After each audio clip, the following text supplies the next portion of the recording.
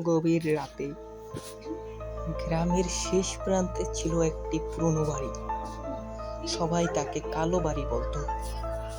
বহু বছর ধরে সেখানে কেউ থাকতো না, কারণ যেই সেই বাড়িতে রাত কাটাতো সে আর স্বাভাবিক হয়ে ফিরত না। একদিন এক সাহসী যুবক রাকিব বাজি ধরে বলল, আমি আজ রাতটা ওই বাড়িতে কাটাবো। গ্রামের সবাই তাকে থামাতে চাইল, কিন্তু সে কারো কথাই শুনল না। রাত 12টা বাজে।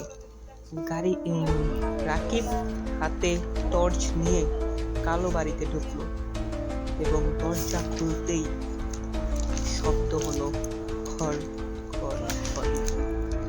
ভেতরে চারদিকে ধুলো, মাকড়সার জাল আর ঠান্ডা বাতাস। হঠাৎ উপরতলা থেকে কারো পায়ের শব্দ, ঠক ঠক ঠক। রাকিব টর্চ নিয়ে সিঁড়ি বেয়ে উঠল, কিন্তু গিয়ে দেখি কেউ নেই।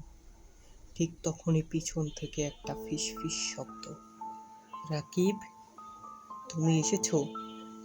রাকিব ঘুরে তাকিয়ে টর্চ মারল, কিন্তু হঠাৎ টর্চ নিভে গেল। অন্ধকারে সে অনুভব করলো কেউ তার কাঁধে বরফের মতো ঠান্ডা হাত রাখলো।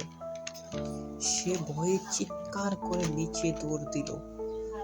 দরজার সামনে এসে দেখে দরজা বন্ধ। সে মরিয়া হয়ে পড়ল দরজা খুলতে। দরজা ধাক্কাতে লাগলো।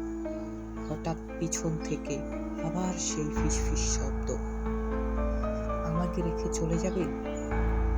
রাকিব পিছনে তাকাতেই দেখে ধীরে ধীরে একটি লম্বা কাপড়ে ঢাকা ছায়া তার দিকে সামনে আসছে। সে তার মুখের দিকে তাকাতেই দেখে তার মুখে চোখ নেই, শুধু রক্ত হাসি। পরের দিন সকালে গ্রামের লোকজন দরজা খুলে রাকিবকে কোণে বসে থাকতে দেখে সে বড় বড় চোখ করে তাকিয়েছিল। তারপর গ্রামের লোকরা তাকে নিয়ে বাড়ি গেল, কিন্তু সে দিনের পর থেকে সে আর কোনোদিনই কথা বলেনি। আজও মাঝে রাতে কালো বাড়ি থেকে শোনা যায় ঠক ঠক ঠক।